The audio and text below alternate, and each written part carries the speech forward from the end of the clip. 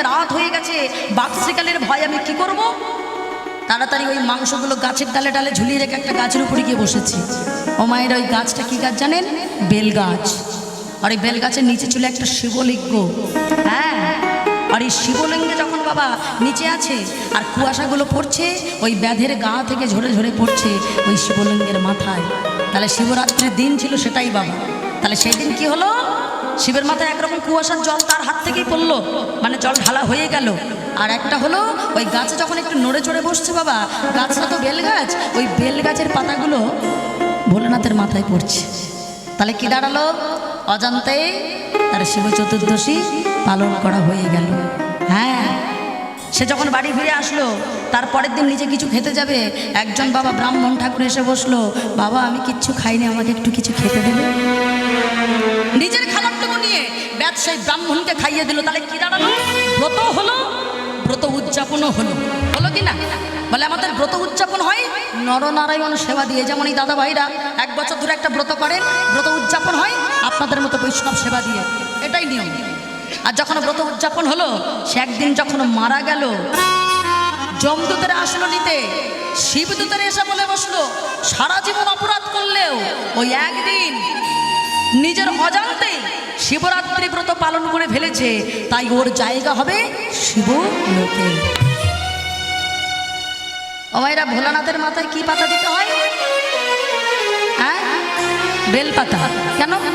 আম পাতা জাম পাতা নয় কেন? বেলপাতাতেই সন্তুষ্ট কেন?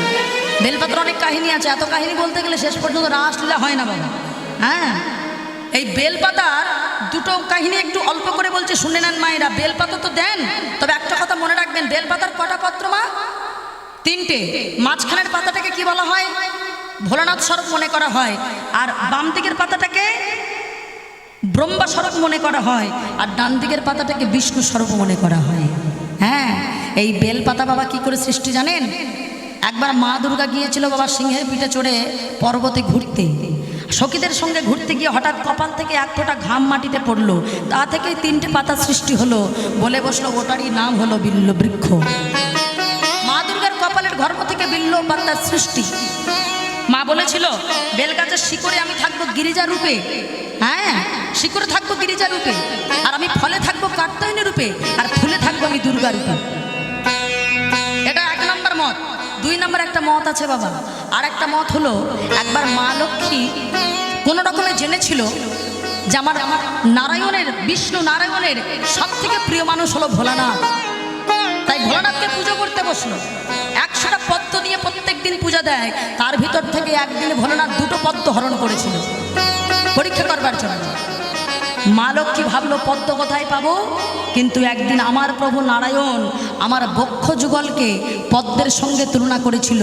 এই বলে নিজের হাতে একটি অস্ত্র নিয়ে যেই না নিজের বক্ষ যুগল কর্তন করতে যাবে, ভোলানাথ হাতটা চেপে ধরলো, দাঁড়াও মা, আমি তোমাকে পরীক্ষা করতে চেয়েছিলাম তুমি আমার কেমন ভাব। তুমি তোমার নিজের নারীত্ব বিসর্জন দিতে চেয়েছিলে, তাই তোমার ওই বক্ষ যুগল 1 ফোঁটা কেটে গিয়ে যে রক্তটা মাটিতে পড়লো, তা থেকে একটা গাছের সৃষ্টি হবে, যার নাম হবে বেল গাছ। দেখেছেন বাবা, তার নাম হলো বেল গাছ। আরো অনেক কাহিনী আছে, ধরাশুদ্ধির কাহিনী আছে, আপনারা সবাই জানেন, আমরা অত কথায় যাব না বাবা। তাহলে আমাদের এই নিয়মগুলো পালন করতে হবে। কেন? কোনো ভাগ্যে কোনো জীবের শ্রদ্ধা যদি হয়, তবেই তো সেই জীবে সাধুসঙ্গ করায়। সাধুসঙ্গ হইতে হয় শ্রবণ কীর্তন, কীর্তন হইতে হয় জীবের অনর্থ বিবর্তন, অনর্থ লয় হইলে জীবের ভক্তি নিষ্ঠা হয়, ভক্তি হইলে শ্রবণার্থে রুচি উপজয়, সেই রুচি হইতে হয় আসক্তি প্রচুর, আসক্তি হইতে চিত্তে জন্মে রতির অঙ্কুর, সেই রতি গাঢ় হইলে ধরে প্রেম নাম, সেই প্রেম প্রয়োজনে সর্বানন্দ ধামনিতায়। এটাই বৃন্দাবন। ভগবান কোথাও নেই বাবা, এখানে আছে। বিশ্বাস করেন ও বাবা, আপনারা বিশ্বাস করেন যে আপনারা যেখানে কীর্তন শুনছেন, আপনাদের এই পিছনে দাঁড়িয়ে ভগবান আপনাদেরকে দেখছে, যে দেখি আমার এখানে এই মুরলী তলায়, বিশেষ করে এই যে মুরলীধর গোস্বামী, আজকে তার তিরোধান দিবস। একটা কথা জানবেন, ভগবান শ্রীমদ্ ভাগবত গীতায় বলেছে, মানুষ মারা গেলে তার দেহটা চলে যায়, আত্মার কখনো মৃত্যু হয় না। তাহলে ওনারা হলেন যোগী মানুষ, ওনারা নতুন করে মায়ের সংসারে আর আসবে না বাবা। তাহলে উনি কি কোথাও থেকে দেখছে না? কি বলেন? উনিও দেখছেন, ভগবানও দেখছেন, এটা বিশ্বাস করেন? আমার ভগবান এখানে আছেন। ভগবান আছেন কি করে বুঝবেন? আপনারা আমাকে প্রশ্ন করতে পারেন, কেন তুমি দেখতে পাচ্ছ নাকি ভগবান এখানে আছে? না, আমি যেমন দেখতে পাচ্ছি না, আপনারাও দেখতে পাচ্ছেন না, আর আমি কোনোদিন দেখিও নি, কিন্তু বিশ্বাসটা হলো আলাদা জিনিস। তবে তার আগে একটা কথা বলি, আমি কালকে গিয়েছিলাম পূর্ব মেদিনীপুর, ওইখানটা পুরাতন হরিবাসন, তো ওরা ভালোবেসে আমাকে অনেকটা পুরাতন তেঁতুল দিয়েছে। বাবা, তেঁতুল তেঁতুল ব্যাগে করে এনেছিস না? এখন থেকে প্রশ্ন, দাঁড়া, শেষ পর্যন্ত কারা থাকে তার দেবো। টক টক দেবো না, তার কারণটা হচ্ছে ওই মায়েরা তেঁতুল নিয়ে যদি বাড়ি পালায়, বাবা দেওয়া যাবে না। হ্যাঁ, এই দেখবো শেষ পর্যন্ত কি আছে তাকে দেবো, তেঁতুল এখন দিচ্ছি না। ও মায়েরা তেঁতুল এনেছি এনেছি, আপনাদের ভাবছি এটা পুরাতন হরিবাসন, আমি এখানে দিয়েই যাবো। গালে জল এসে গেছে? ওমা, গালে জল এসছে নাকি? হ্যাঁ বলছে, হ্যাঁ এসছে। কি করবো বাবা, তুমি যা গল্প শোনালে, এই টকের গল্প শুনলে বাবা গালে তো জল আসবে, এই কাঁচা আম, এই কুলের গল্প শুনলে বাবা, তেঁতুলের গল্প শুনলে গালে তো জল আসবে। আমাদের গালে কেন জল আসে? আমার হাতে কি তেঁতুল দেখা যাচ্ছে? তাহলে গালে জল আসলো কি করে? আসলে আমাদের জিহ্বাটা বুঝিয়ে দিল তেঁতুলের স্বাদটা হলো টক। তাহলে ভগবান এখানে আছে বুঝবেন কি করে? কি বাবা, এই অন্তরে যেদিন কৃষ্ণ নাম শুনতে গিয়ে, যেদিন আমাদের সারা শরীরে অষ্টসাত্ত্বিক ভাবের উদয় হবে, যেদিন আমরা কৃষ্ণ বলে দুটি বাহু তুলে যেদিন চোখের জল দিয়ে বলতে পারবো নিতাই গৌর হরি বল, সেদিন দেখবে ভগবান আর কোথাও নেই, ভগবান আছে আমাদের হৃদয় মন্দিরে। তাহলে সবাই মিলে বলবো, একবার বলো রাধে রাধে না। কি বাবা বলবো তো? তাহলে বলে না, আপনারা বলেন না, আমি কেবল একা একা বলবো নাকি? চলো বৃন্দাবন ধাম। তাহলে তাহলে একসঙ্গে উলুধ্বনি। কেন বলছি জানেন? আমার দাদা ভাই বলেছে মাঝে মধ্যে একটু নাচের ভজন করতে হবে, নাহলে ঘুমোবে নাকি সব। তাহলে সবাই মিলে বলেন, একবার বলো রাধে রাধে না, চলো বৃন্দাবন ধাম। একবার বলো রাধে রাধে না, চলো বৃন্দাবন ধাম। বৃন্দাবন রাসলীলা, বৃন্দাবন রাসলীলা, হরি নব। বলো রাধে রাধে না, চলো বৃন্দাবন ধাম। একবার বলো রাধে রাধে না, চলো বৃন্দাবন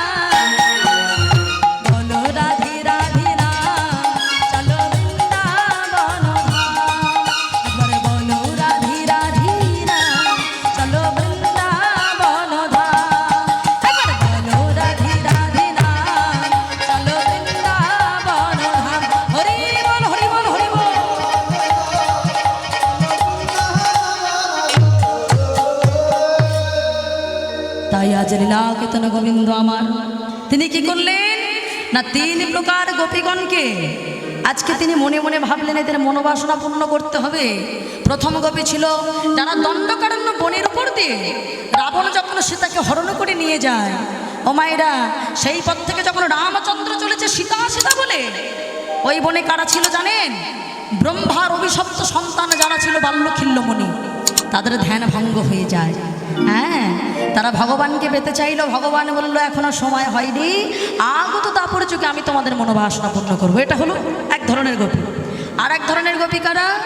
ওই যে যাজ্ঞিক মুনি, আপনারা অন্ন ভিক্ষা লীলা শুনেছেন, যাজ্ঞিক মুনিদের কাছে যখন অন্ন ব্যঞ্জন চাইতে গেল ওরা তো তাড়িয়ে দিল, কিন্তু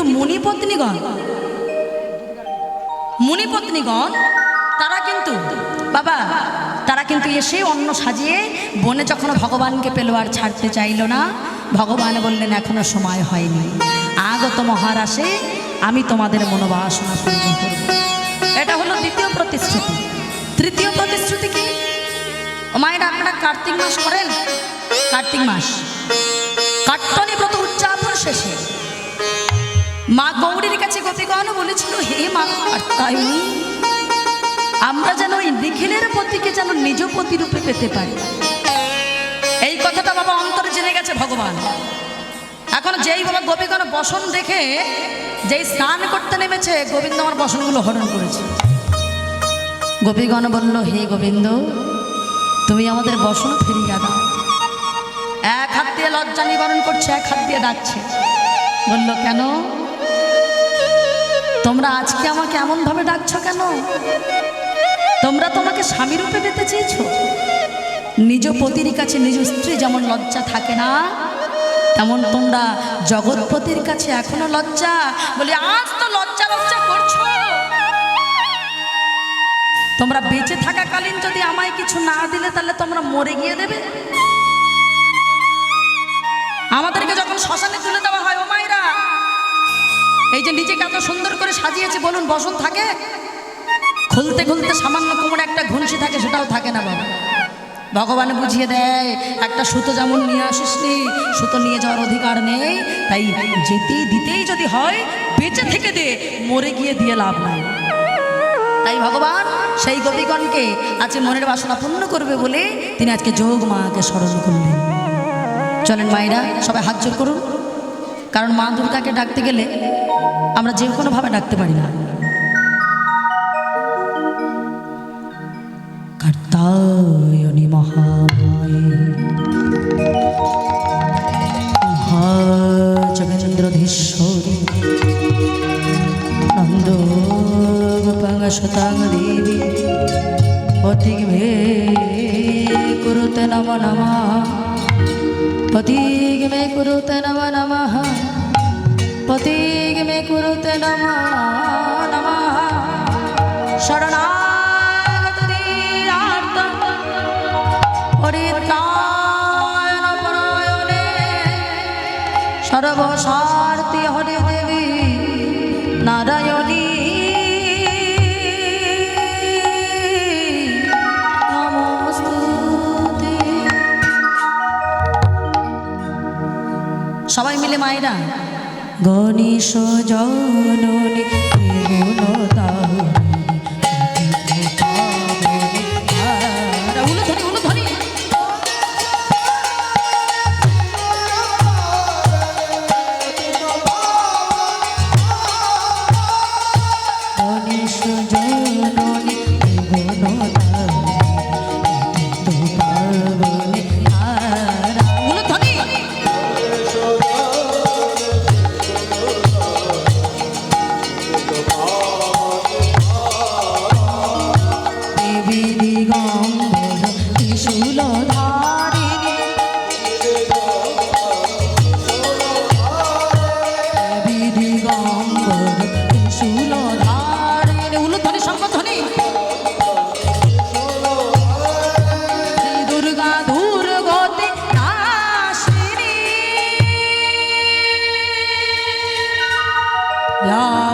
सर्वभूतेषु शक्तिरूपेण संस्थिता। नमः तस्मै नमः तस्मै नमः तस्मै नमः नमः। या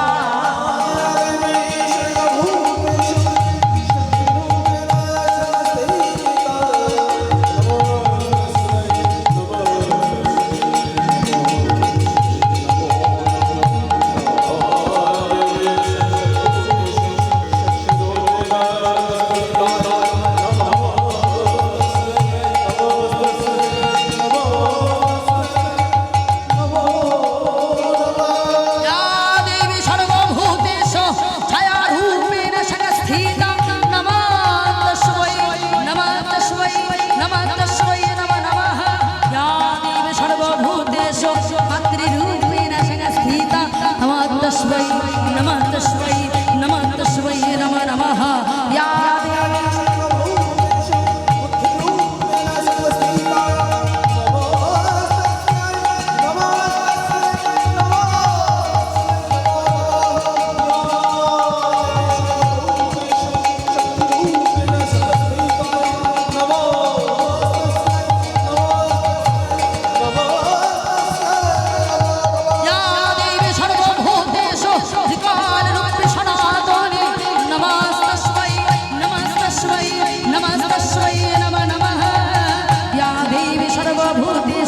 मातृरूपेण संस्थिता नमः तस्मै नमः तस्मै नमः तस्मै नमः नमः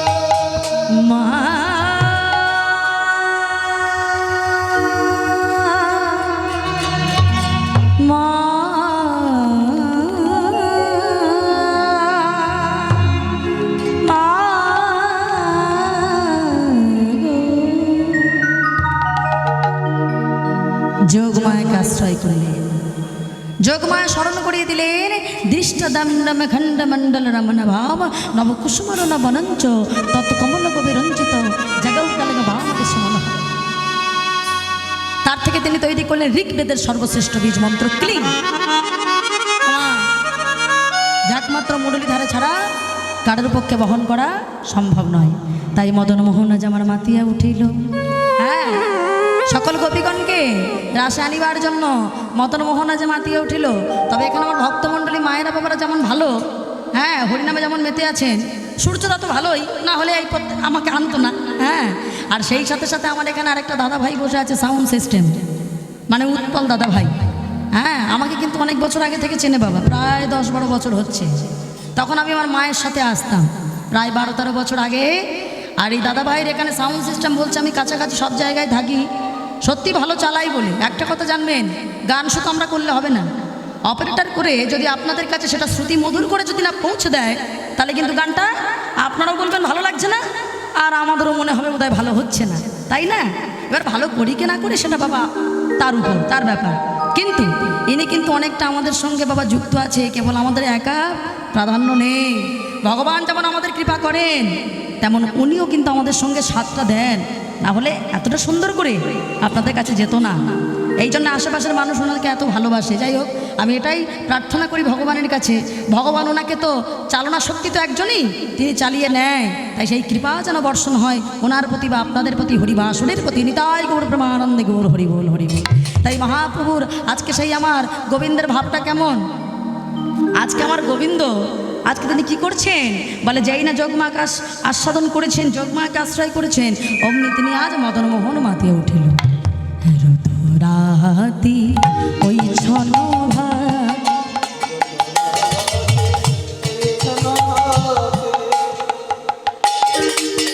শ্যাম মোহন মদনে মাতিরে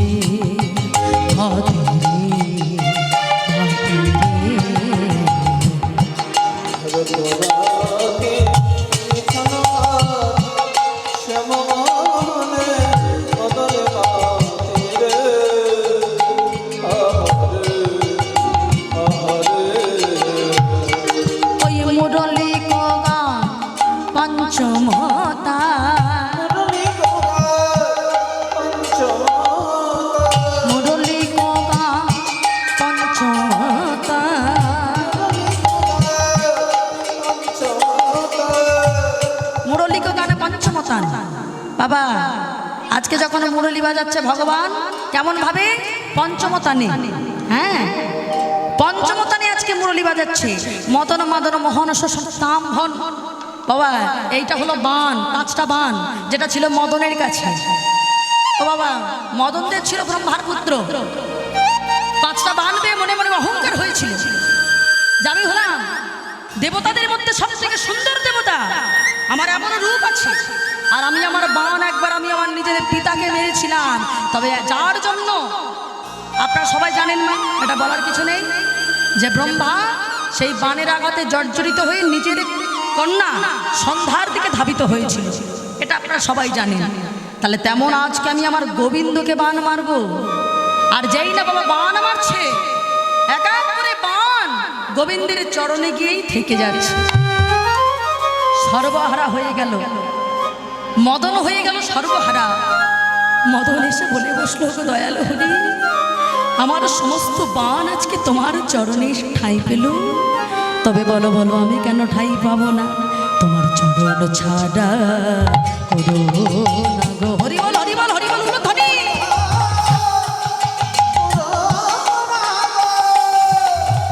ওহে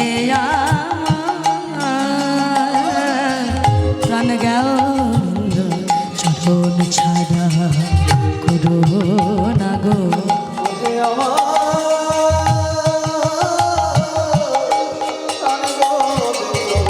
যুগে নয় যুগে যুগে চরণ যুগে নয় যুগে তাই হরি বল হরি বল হরি বল।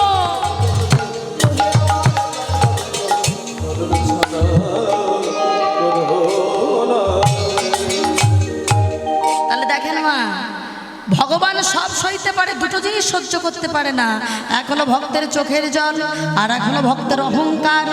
আজকে মদনের অহংকারও চূর্ণ হলো, তাই তিনি কি করলেন?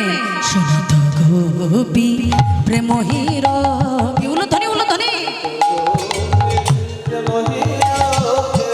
মনহি মনহি আপনা সতীরে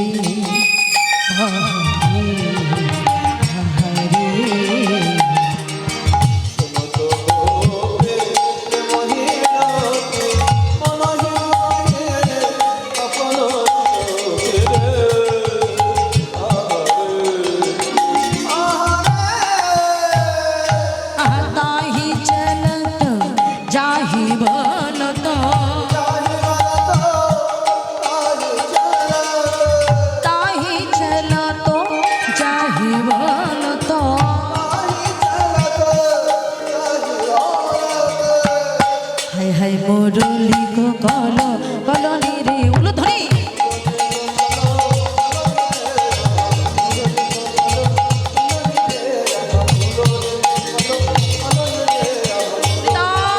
হরি বল হরি বল হরি বল রে।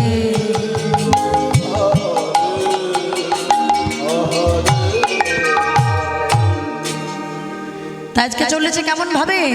আজকে সকল গোপীগণ চলেছে, আজকে সেই সাথে আমার রাধারানীও চলেছে। হ্যাঁ, আজ রাই সাজে বাঁশি বাজে, সবাই হাতে তালি দিয়ে মায়েরা আপনারাও কিন্তু সাজছেন, কেমন সবাই মিলে চলুন। না পড়িল তালে তালে ও মায়েরা, তালে তালে উলুধ্বনি করে আমার বাবারাও আপনারাও চলেছেন, সবাই গোপী হাতে তালি দিয়ে উলুধ্বনি। রাই সাজে বাঁশি বাজে না পড়িল কি কারতে কি বা করে সবই হলো ভুল,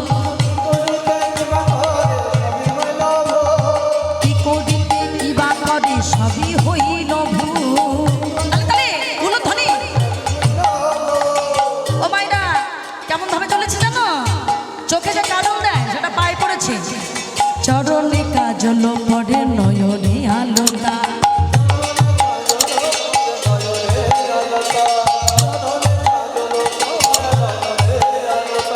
ইয়ারো মাঝারে দেয় বঙ্কুরাজের পাতা,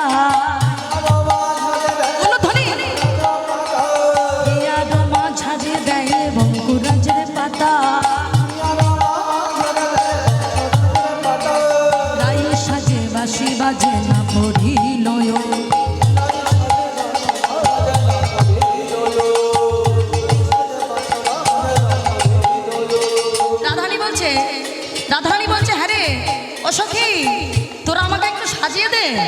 সখীরা বলছে দেখ রাধে, এখানে কিন্তু তুই একা যাবি না, আমরাও যাব, তাই তোর সাজ তুই সাজ। হ্যাঁ হ্যাঁ বাবা, তোর সাজ তুই সাজ। আজকে আমরা যখন ডাক পেয়েছি আমরাও যাব। দেখেছেন, একটা কথা ভাবেন, ভগবানে ডেকেছে বলে ভক্ত সবাই এবার স্বার্থপর হয়ে গেছে। হ্যাঁ রে রাধে, তুই তো ভক্ত, আমরা যাতে উত্থান হয়ে আমরাও সেজে যাব। তাই সাজগুলো ভুল হয়ে যাচ্ছে, তাহলে তাহলে উলুধ্বনি করে হাত তুলে মাইরা গাই সাজে বাঁশি বাজে না পড়িল করিতে কি বা হলো, সবই হলো ভুল। চরণে কাজল দিল নয়নে আলোতা,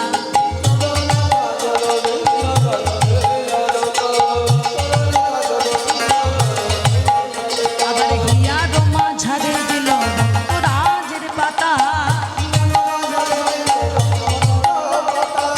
সাজিছে ভালো, আজ সাজিছে ভালো, আমাদের রাই বিনোদিনী সাজিছে ভালো। ওই দর্শনে যাবে বলে আমাদের রাই বিনোদিনী। তাই গৌর হরিবল হরিবল হরিবল হরিবল।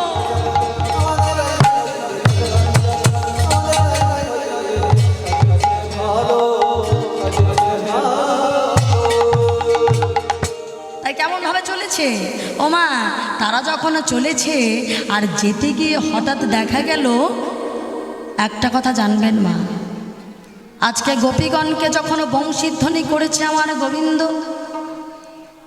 কিন্তু আমার গোবিন্দ যখন বংশীধ্বনি করে ডাকে,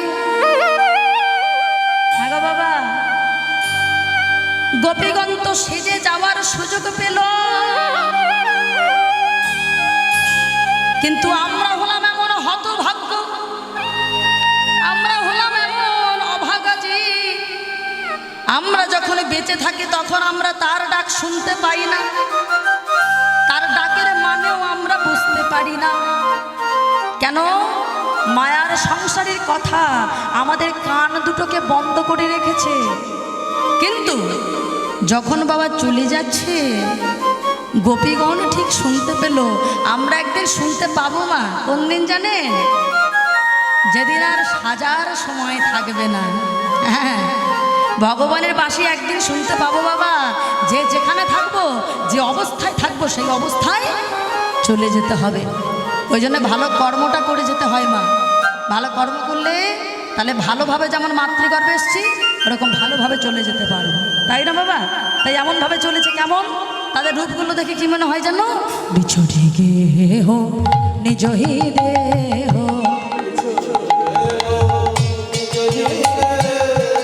এক নয়নে কাজর রে হরে, আহারে আহারে।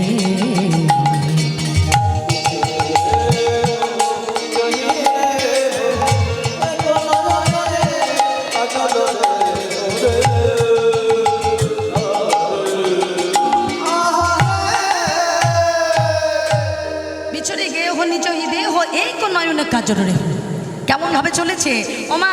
আচ্ছা ভালো করে আমার মায়েরা ভালো বুঝবেন। আচ্ছা মা, এক চোখে যদি আমি কাজর পরে আসতাম ভালো লাগতো? ঠিক করে বলেন, ভালো লাগতো? হ্যাঁ, এ যত সিনেমাটিস্ট খুঁজে খুঁজে পেল, বলে দেখো এক নয়নে যদি আমরা কাজর পড়ি আমাদের কিন্তু মানায় না। কিন্তু আজকে গোপীগণ এমন কৃষ্ণ নামে পাগল হয়েছে, বলে শোনো শোনো, এক নয়নে যেই না বাবা কাজর পড়েছে, অপর নয়নে কাজর পড়ার কথা ভুলে গেল, যেই না আমার গোবিন্দের বাঁশি শুনতে পেয়েছে। আমাদেরও তাই হবে বাবা। হয়তো পথে চলতে চলতে মৃত্যু হয়ে গেল, বলুন ঘরের মানুষ আমার আমার করে মরি, তাদের সাথে আর দেখা হবে না। যে যেভাবে থাকবো সেইভাবে আমাদের চলে যেতে হবে বাবা। এখানে গোপীরা পক্ষান্তরে জীবকে শিক্ষা দিল। আমি প্রথমেই বলেছিলাম এই রাসলীলায় আপনারা কিছু পাবেন আর কিছু হারাবেন। পাবেন কি? গোবিন্দকে ভালোবাসার জন্য নিজেকে ভুলে গিয়ে কীভাবে ভালোবাসা যায় এইটা পাবেন, এই শিক্ষাটা পাওয়া যাবে। কিন্তু হারাবো কি? আমাদের কামনা বাসনাগুলো। যদি কেউ প্রকৃত রাসলীলা শোনে বাবা, তাই না? তাহলে আবার কেমনভাবে চলেছে গো? আরও তাদের সাজ আছে। আছে বাবা, আরো তারা পাগলিনী হয়ে চলেছে। কেমন ভাবে? বাহে রঞ্জিত কঙ্কন এক,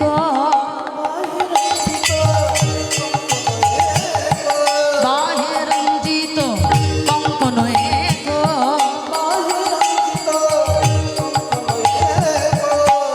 হায় হায় কো, হায় হায় কো কুণ্ডল দলনি রে, কৌল ধ্বনি।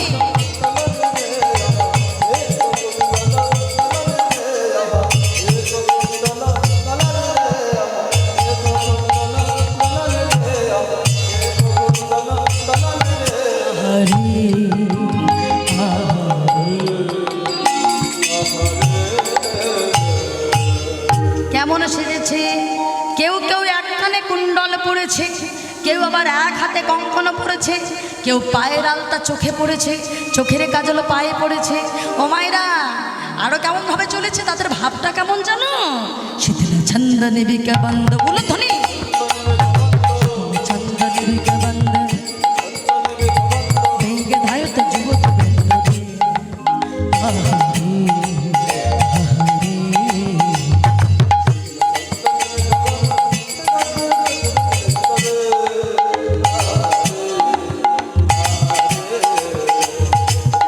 আরে খসন বসন রসন ছেলি,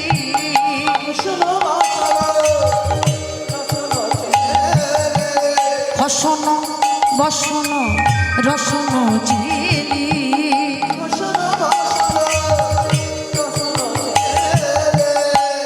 হায় হায় হায় হায় গলিত বেনি ললনি রে, গলিত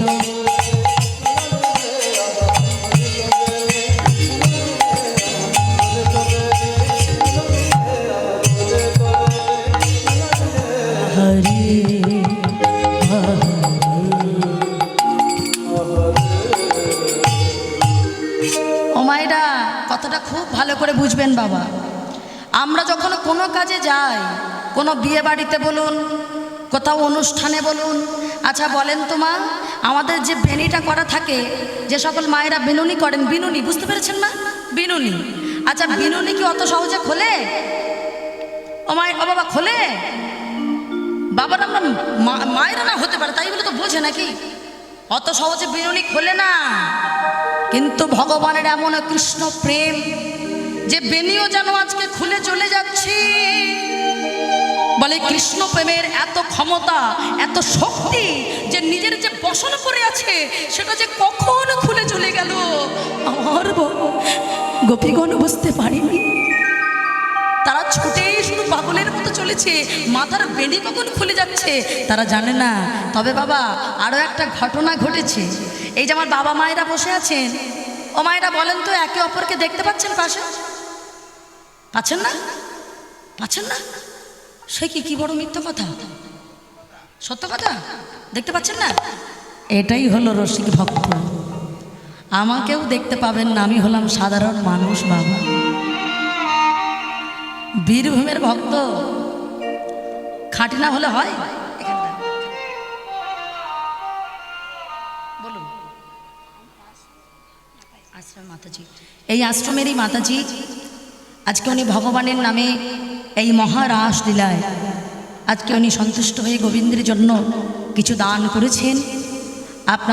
আপনার সবাই আশীর্বাদ করবেন এবং সেই প্রার্থনা করবেন গোবিন্দের চরণে ওনার সমস্ত মনোবাসনা যেন, কারণ উনি আশ্রমবাসী হয়ে গেছেন মানে উনি কিছুটা মায়ার সংসার ত্যাগ করে ফেলেছে বাবা। কেবল আমরাই পারিনি, আমরা মায়ের দাস হয়ে ঘুরছি। তা সবাই মিলে এটাই প্রার্থনা জানাই যে ওনার মনোবাসনা গোবিন্দ পূরণ করুক। জীবনের যে কটা দিন উনি আত্মত্যাগ করতে পেরেছেন, আমরাও যেন সংসারে থেকেও যেন আমরা তেমনভাবে ভজন সাধন করতে পারি বাবা। বলে দেখো বাবা, আমাদের ভিতরে আর পশুর ভিতরে কোনো পার্থক্য নেই। কেন বলেন তোমার? আমরা যেমন খাবার জোগাড় করার চেষ্টা করি নিজেদের পেট ভরাবো বলে, পশু প্রাণী করে না? ওরা সন্ধ্যের আগে নিজেদের গুহায় ঢোকার আগে বাবা খাবার কোত্থেকে পাবে তারা ঠিক জোগাড় করে আনে। আমাদের যেমন বিবাহ করলে যেমন সন্তান সন্ততি হয়, পশুদেরও সন্তান সন্ততি হয়, তাহলে পার্থক্যটা কোথায় ওদের সাথে? বলে কৃষ্ণ ভজিবার তরে তুমি সংসারেতে আইনো, মিছে মায়ায় বদ্ধ হয়ে বৃক্ষসম হইন, ফলরূপে পুত্রকন্যা ডাল ভাঙি পড়ে, কালরূপে সংসারে পক্ষী বাসা করে। তার মানে কি সংসার করবো না? আপনি করবেন না? তাহলে মহাপ্রভু বলতেন না যে সংসারটাই হলো শ্রেষ্ঠ ধর্ম? ওটা তিনি তাহলে বলতেন না? বলে দেখো, সংসার করবে তবে নিয়ম মেনে করবে।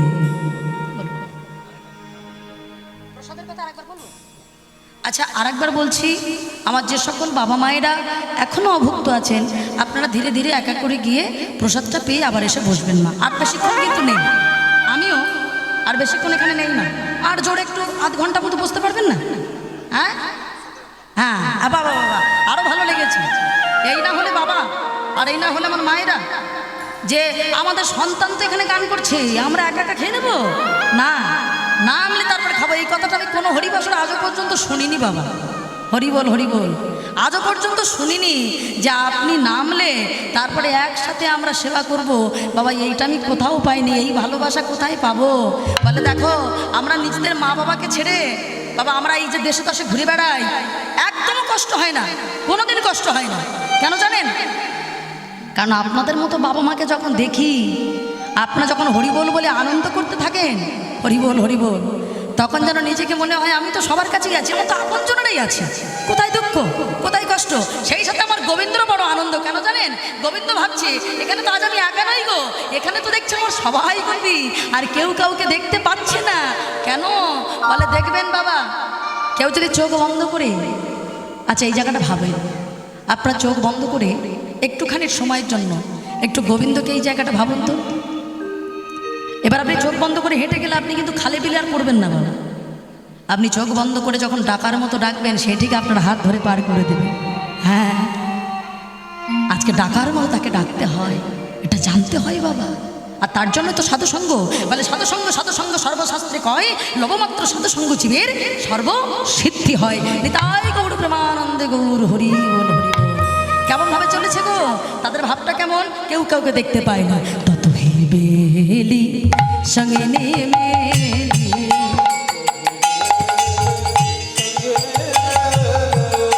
হোকা হুঠো পদনা হেরে রে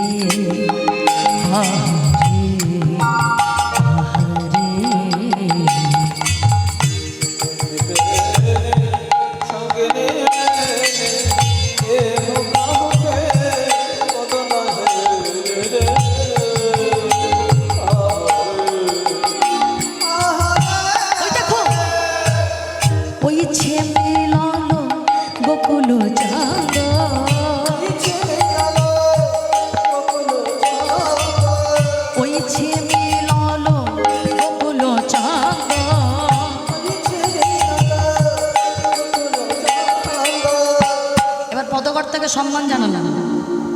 আমরা বলতেই পারি, যখনই আমরা কোনো পদকর্তার কথা বলি আমরা কানে হাত দিই। কেন? একজন সম্মানীয় ব্যক্তির কথা বলতে গেলে আমাদের আগে নাম উচ্চারণ করতে গেলে কানে হাত দিতে হয়। কেন মা?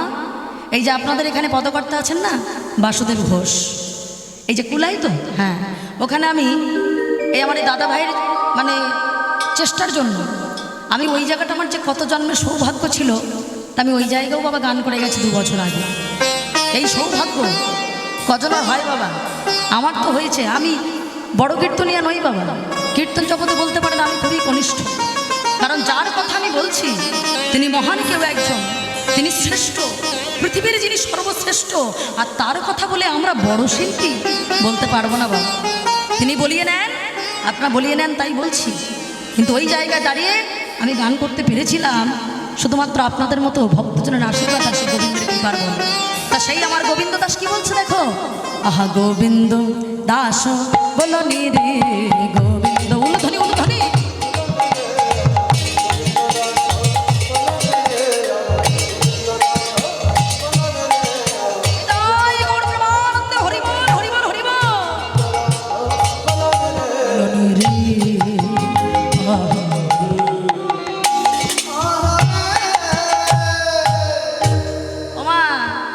এতক্ষণ একবারও কিন্তু ভাববেন না আপনারা গোবিন্দকে পেয়েছিলেন, এবার পাবেন। এতক্ষণ নিজেরা শুধু কষ্ট করে ছুটে বেড়াচ্ছিলেন, এখনো পাননি, এইবার পাবেন। সবাই এসে দাঁড়ালো আমার গোবিন্দের সম্মুখে। সেই রাস মঞ্চের ধারে যেই না এসেছে গোবিন্দ আমার সকল গোপীগণের মন হরণ করবে বলে স্বাগতম জানালেন। স্বাগতম সুস্বাগতম মহাভাগে প্রিয়া কিঙ্কের বাণী, স্বাগতম সুস্বাগতম। ওই গোপী কেন এসেছো? ও মায়েরা, আচ্ছা আপনাকে গোবিন্দ ডেকে এনেছে, ডেকে এনেছে জিজ্ঞেস করে কেন এসেছো, কেমন শুনতে লাগে বলেন? হ্যাঁ ও গোপী, তোমরা কেন এসেছো? বলি নিজ নিজ পতি ছেড়ে এখানে এসেছো কেন? ভগবান ভাবছেন তিনি তো বাবা একটু চতুরের চূড়ামণি, মনে মনে ভাবছেন তোমরা যে আমার জন্য এসেছো, এই কথাটা যদি মুখ থেকে বলো যে গোবিন্দ আমি তোমার জন্য এসেছি, তাহলে খুব আনন্দ পাবো। হ্যাঁ আচ্ছা বাবা, কেউ যদি কারোর সামনে বলে আমি তোমাকে খুব ভালোবাসি, সে আনন্দ পায় না? আর এটা যেসব ব্যক্তি নয় বাবা, এটা আমার গোবিন্দ। মনে মনে ভাবছে ভক্ত আমাকে কতটা ভালোবাসে, একটু বললে শান্তি পাবো। হ্যাঁ গো, আচ্ছা মায়েদের একটা প্রশ্ন করছে, উত্তর দেবেন একদম মন থেকে। আচ্ছা বলেন তো মা, নারী জাতির সর্বশ্রেষ্ঠ দেবতাকে বলেন? এবার গোবিন্দ বলছে, আমি কিন্তু বলছি না। শোনো, নারী জাতির তোমাদের সর্বশ্রেষ্ঠ দেবতা যদি স্বামী হয়, তাহলে আমার কাছে কেন এসেছো? বলেন আমার কাছে কেন এসেছো? এখন কেউ তো কিছু বলতে পারছে না, সঙ্গে সঙ্গে সকল গোপীদের দিকে তাকিয়ে বলছে, সোনা গোপী, ও হে গোপী, কিসে লাগি গহন বনে, ও হে গোপী,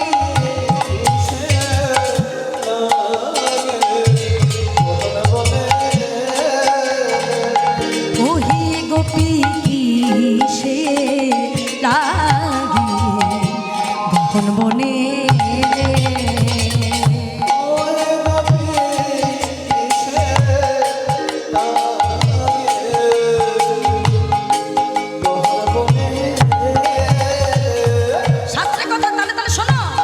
পরমা সুন্দরী নারী সর্বগুণাসা,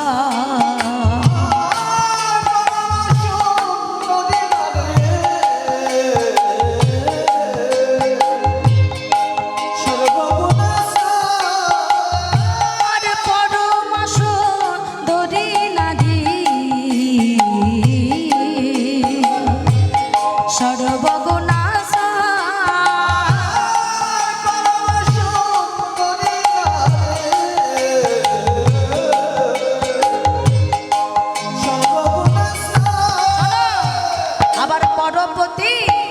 আবার পরপতি অভিলাষ পত্নী ধর্ম নয়, আবার পর উলুধ্বনি উলুধ্বনি,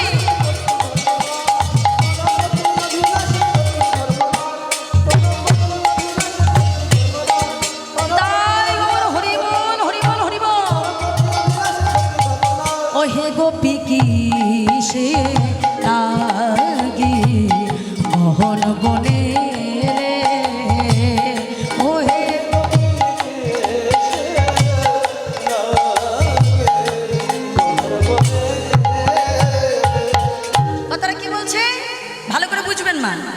পরমা সুন্দরী নারী সর্বগুণাশ্রয়, পরপতি অভিলাষ পত্নী ধর্ম নয়। মানে কি বলে, কোনো নারী যদি অল্প সুন্দর হয়, অল্প অধিক, আর কোনো পরপুরুষ যদি অতীব সুন্দর হয়, তাহলে কি নিজ পতি রেখে সেই পরপুরুষের রূপ দর্শন করা উচিত? তাহলে আমি তো পরপুরুষ, তোমরা নিজ স্বামী ছাড়া আমার কাছে কেন এসেছো? শোনো শোনো, জরা কিংবা বৃদ্ধ যদি পতি হয়